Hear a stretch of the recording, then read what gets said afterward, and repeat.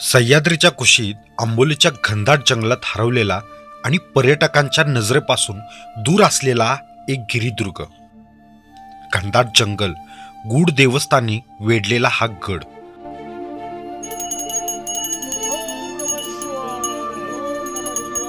आज आम्ही आलोय अशाच एका ठिकाणी जिथे ना गर्दी ना नेटवर्क आहे.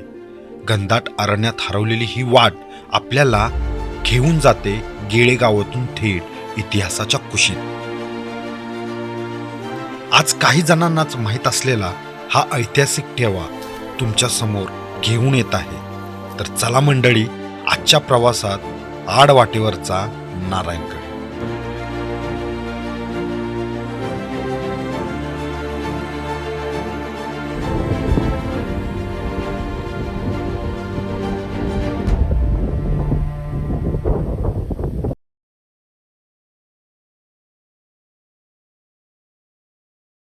सुप्रभात मंडळी, ही आहे नारायणगडवरची सकाळ.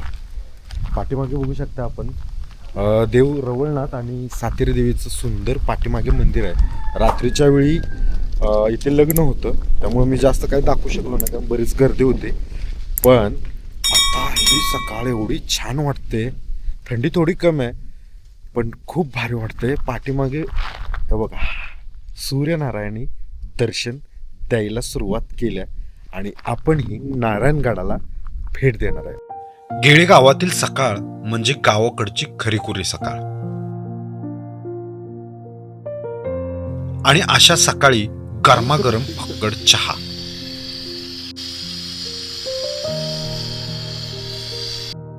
अशी सकाळ अनुभवत आमच्या गड प्रवासाची सुरुवात झाली. आंबोलीच्या घनदाट जंगलात वसलेलं हे गाव 100 हुंबऱ्याचं जणू, पण माणसं मात्र मनाने प्रेमळ. आणि याच गावातून गडावर जाण्यासाठी वाट आहे.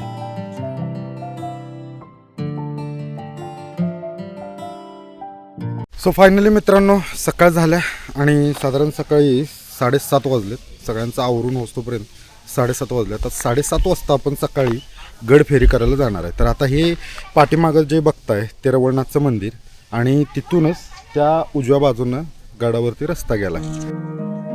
गावातून नारायणगड दिसतच नाही, शिवाय जास्त चढणीचा नाही. मंदिराच्या बाजूने गाव मागे टाकत आम्ही गडाच्या वाटेवर लागलो. गावात काल रात्री लग्न होतं, त्यामुळे गावातील रस्त्यावर काढलेली रांगोळी, आजूबाजूचा निसर्ग आणि सकाळचा गारवा मन प्रसन्न करून गेलं.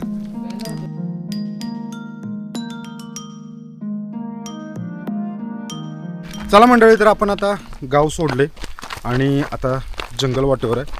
म्हणजे डांबर रस्ता आहे, तो कुठेपर्यंत आहे काय माहीत नाही. आपल्याबरोबर वाटेड आहेत, गाईड घेतला आपण.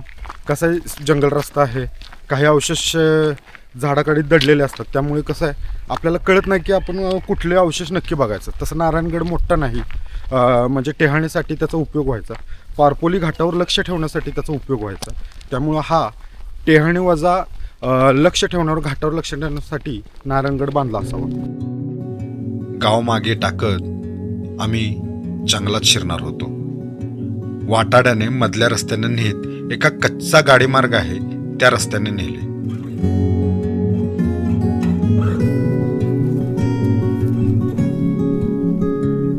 महाराष्ट्रातून आंबोली घाटाचे निसर्ग सौंदर्य पाहण्यासाठी खूप पर्यटक येतात, पण या घाटाच्या इतक्या जवळ असूनही नारायणगड आजही पर्यटकांपासून दूर आहे, आणि हीच त्याची खरी ओळख आहे.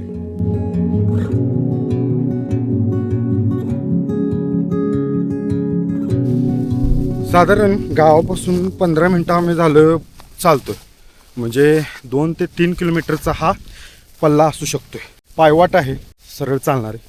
हे बघा, म्हणजे साधारण फॉरेस्टची गाडी किंवा ट्रॅक्टर या रस्त्याला येऊ शकतोय. पण काय झालं, काही गोष्टी घडल्या असतील आणि यातलं या जागेचं पावित्र्य ठेवण्यासाठी इथं आता गाड्या सोडत नाहीत.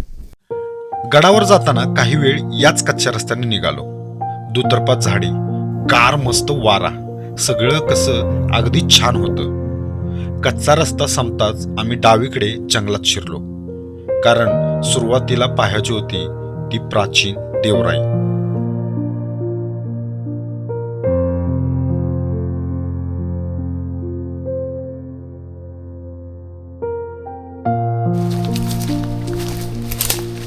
मित्रांनो, आता खरा जंगलाचा थरार चालू झालाय. तुम्हाला आता मागं बघितलं कुठल्या आठवण झाली माहिती आहे? मोडागडला गेलेलो का नाही, सेम तीच फील आहे. आता घनदाट झाडे, तुम्ही दूध अशी झाडे आहेत आणि त्या झाडीतनं जायचं. चला बघूया, एक्सपिरियन्स घेऊया.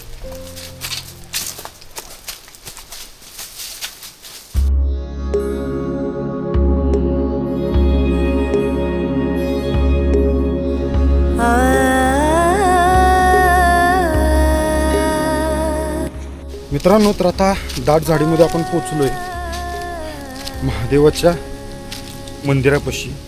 इथं आपल्याला सुंदर शिवलिंग आहे आणि प्रचंड मोठ्या प्रमाणात इथं देवराई बघा मिळतात.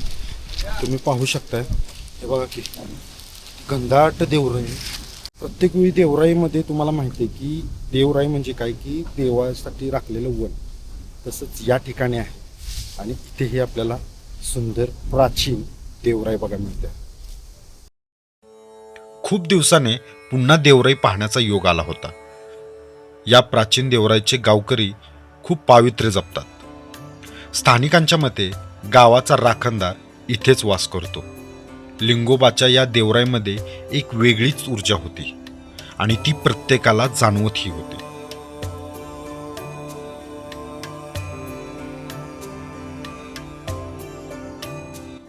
इथे एक शिवलिंग आहे, समोरच नंदी आहे. आजूबाजूला अजून काही मूर्ती पाहायला मिळतात.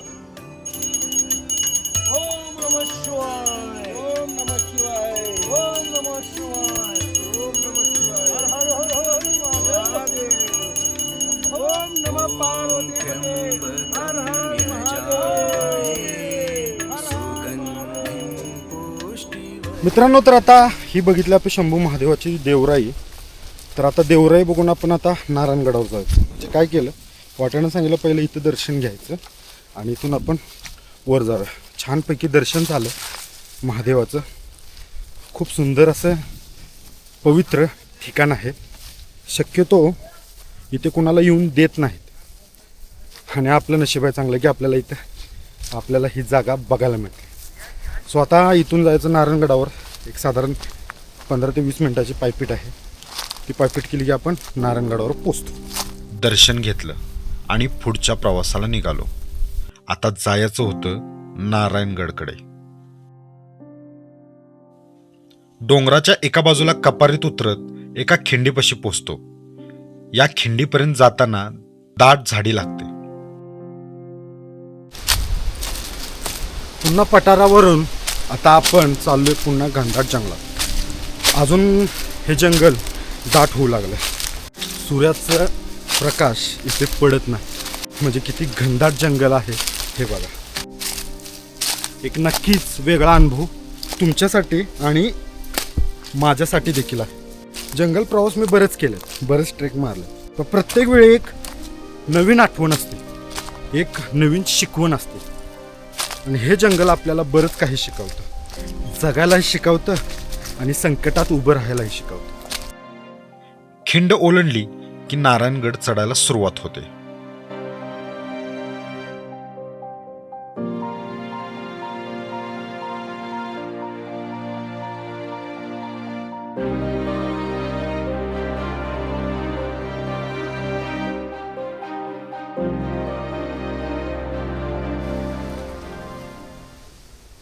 तर आपण 2 खिंडीचं मगाशी तुम्हाला दाखवली, त्या खिंडीतूनच वरती प्रवास केला. आपण पोचतोय नारायणगड. सह्याद्रीची ही घाट वाट आणि हा नारायणगडचा प्रवास अविस्मरणीय अनुभव आहे. आता इथूनच वर जायचं, गडावर वाट गेल्या. चला. सह्याद्री प्रतिष्ठानने जागोजागी लावलेले दिशादर्शक फलक खूप उपयुक्त ठरले. त्यांचे मनापासून धन्यवाद. नारायणगड दाट जंगलात आहे, त्यामुळे वाटाड्याशिवाय या जंगलात प्रवेश करणे टाळावे. दाट झाडी सुरू झाली. ओबड धोबड मार्गातून वर चढत राहायचं. काही वेळ चालले की आपण एका गवताळ पठारावर येतो. त्यापुढे थोडं चालत गेलं की थोडेफार अवशेष दिसू लागतात. मंडळी, तर गडाच्या वरच्या माथ्यावर आपण पोचलोय आणि हे बघा, चौतारा स्पष्ट दिसतो बघा. म्हणजे पूर्वीच्या काळी नक्कीच ही गडाचं अवशेष असणार आहे. म्हणजे याची बांधणी मानवनिर्मित आहे, स्पष्ट, नैसर्गिक नाही. कारण हा चौकोन क्लिअर जाणवतोय. हे बघा बघा इथं, म्हणजे सुरुवातीला आपण आलं ना तर हा चौतारा आपल्याला दिसतोय. बघा, हे पूर्ण इथं वाड्याचं अवशेष दिसतं. म्हणजे पूर्वीच्या काळी इथं भव्य दिव्य वाडा असणार आहे, पण आता फक्त हे असे अवशेष शिल्लक राहिले आहेत. वाड्याचे जोते, ताशीव दगडी कुंड आणि एका दगडावर काही पायऱ्या कोरलेल्या आहेत. या एकाच दगडावर अशा पायऱ्या का, हा एक प्रश्नच निर्माण होतो. नमस्कार मित्रांनो, मी आता नारायणगडावर उभा आहे. नारायणगडावर एक मोठी शिळ आहे दगडाची. त्या शिळेवर आता मी उभा आहे. हा संपूर्ण दिसतोय, हा नारायणगडाचा परिसर आहे. हा चारी बाजूला, त्या खालच्या बाजूला वाड्यांचे अवशेष आहेत. म्हणजे आता फक्त ज्योती शिल्लक आहेत, बाकीच काही नाही. पूर्ण हा दिसतो हा नारायणगड. आणि इथं एक होल आहे, जी कशा संदर्भात ती काही माहीत नाही. असं मोठं दगडामध्ये होल केलेलं आहे. आपण बघितलं ते होल आहे. आणि अशा खाली तर याला दगडावर याला पायऱ्या दिसतात. अशा म्हणजे खोपडीच्या पायऱ्या आहेत. असे इथं तासून इथं पायऱ्या काढलेल्या आहेत. पण त्या काळाच्या ओघामध्ये गवत वाड्यामध्ये अस्पष्ट दिसतंय.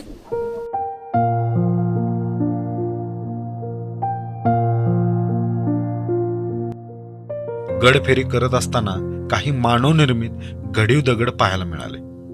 बहुधा हे एखादं सुंदर मंदिर असावं असा तर्क लावला. आणि स्थानिकांच्या मते हे सातेरी देवीचं स्थान आहे असं म्हटलं जातं.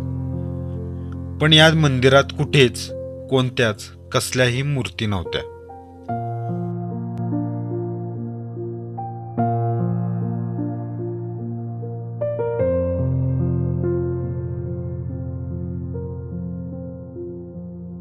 मंडळी, तर आता आपली ही गडफेरी पूर्ण झाली आहे. म्हणजे काही अवशेष आपण बघितलं, त्यानंतर लिंगेश्वराचं देवराई बघितली. असा हा टेहळणीचा गड असलेला, त्यामुळे अवशेष असते आणि दुर्गम भागात असल्यामुळे हा गड कोणाला माहीत नाही आणि त्याच्यावरती अवशेष पण आता नामशेष व्हायला लागले. मित्रांनो, गड तसा बघितला तर घेरा मोठा आहे आणि जर याचं उत्खनन व्यवस्थित केलं तर नक्कीच याच्यावर अवशेष आणि याचा इतिहास माहिती होईल.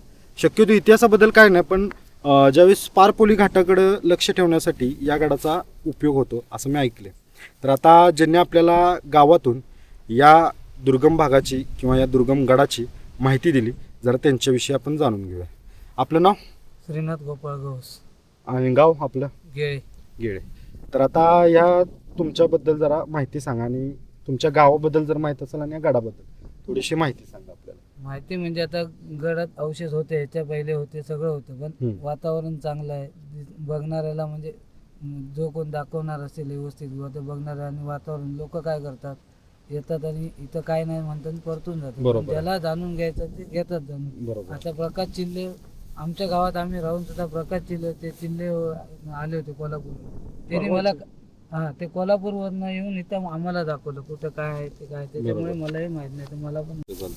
आणि खाली देवराई कोणते? ती लिंगेश्वर मंदिर आहे. आणि त्याच्यावर तुम्ही एक गोष्ट सांगितली त्याची, की गावात जे येत नाही किंवा आपल्याला इथंच त्याचं स्थायिक आहे. स्थायिक इथं म्हणजे कार्यक्रम असेल तर इथं आम्हाला यावं लागतं. आता उद्या जत्रा आहे ना, उद्या इथे सकाळी त्यांना आंघोळ घालून सगळं हे करून पूजा करून जावंच लागतं.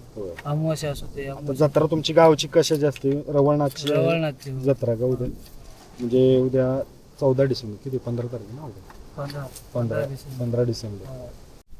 आणि दुसरी गोष्ट म्हणजे हे आहे की नाही, तर आपण काही दिवसापूर्वी दशावतार पिक्चर आलेला बघा, तर तसंच काही भूमिका हे देखील करतात. तर आता तुमचा मी कॉन्टॅक्ट नंबर यांचा आहे की नाही, जर तुम्हाला नारायणगडचं खरंच इच्छा असेल बघायची तर तुम्हाला यांचा नंबर मी देतोय आणि तुम्ही मुक्कामाची सोय आपल्याला तिथं होऊ शकते. आणि खरंच जर बघायचं असेल नारायणगड तर तुम्ही नक्कीच यांचा संपर्क देतो. आलं की यांच्याशी कॉन्टॅक्ट करा. आणि मुक्कामाची आणि जेवणाची सोय देखील आहे, ते करतात. तर नंबर देतो मी डिस्क्रिप्शनमध्ये, त्यांच्याशी कॉन्टॅक्ट करा. या गडावर फक्त आता इतिहासाच्या काही खाणाखुणा शिल्लक होत्या, पण हा गड पाहून झाला याचे समाधान नक्कीच चेहऱ्यावर होते.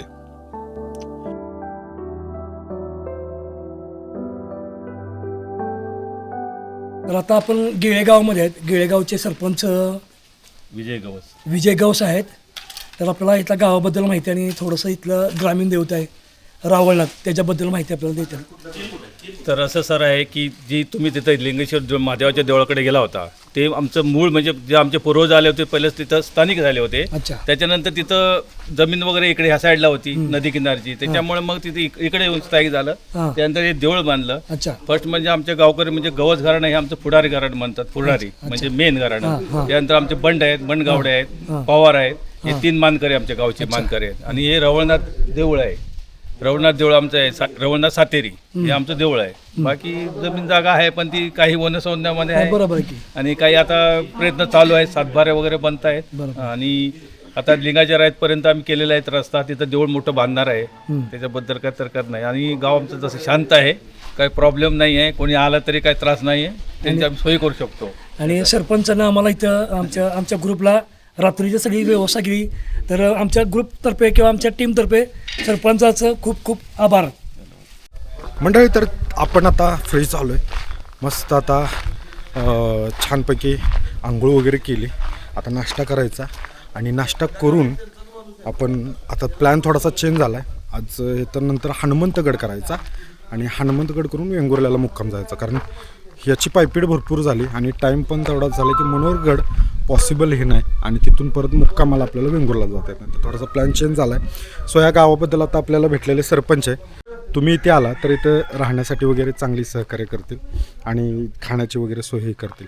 माझ्याबरोबर आलेलं ते वाटाड्याचा नंबर पण तो देतो आणि तो पण तुम्हाला गड दाखवा. आणि महत्त्वाचं, वाटाड्याशिवाय ही गडफेरी करायची नाही, कारण वाट आहे पण तुम्हाला जे आवश्यक आहे ते लवकर सापडणार नाही. स्वतः गावात आलो आहे, गेळे गावातून.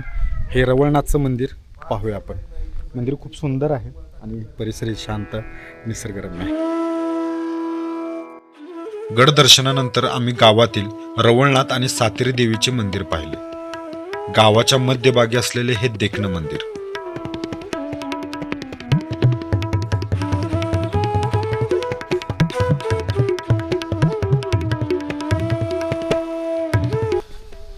समोर आपल्याला इथे तुळशीमाळ आणि दीपमाळ आहे. इथे समोरच छोटंसं शिवलिंग आहे आणि इथून आता आज चालू मंदिर. कोकणातली मंदिर म्हटलं ना तर खरंच मला लय आवडतात. म्हणजे खूप छान वाटतं. महत्त्वाचं इथं वातावरण छान असतं, माणसं प्रेमळ असतात आणि मंदिरं वगैरे इथलं जे पावित्र्य आहे ते खरंच अगदी मनाला लोभणार आहे. गावकऱ्यांच्या श्रमदानातून उभारलेलं हे मंदिर अतिशय सुंदर आहे, शांत आणि निसर्गरम्य पण आहे. गाभाऱ्यात अनेक देवतांच्या शिळा पाहायला मिळतात. गावची जत्रा मोठ्या उत्साहात साजरी केली जाते.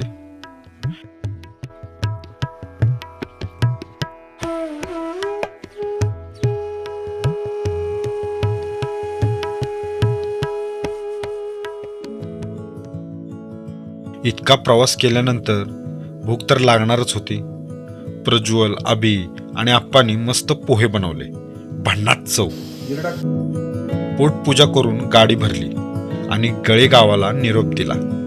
आता पुढचा प्रवास होता हनुमंतगडाकडे. त्यासाठी काय करायचंय तर पुढचा व्हिडिओ आपला पाहायचा आहे.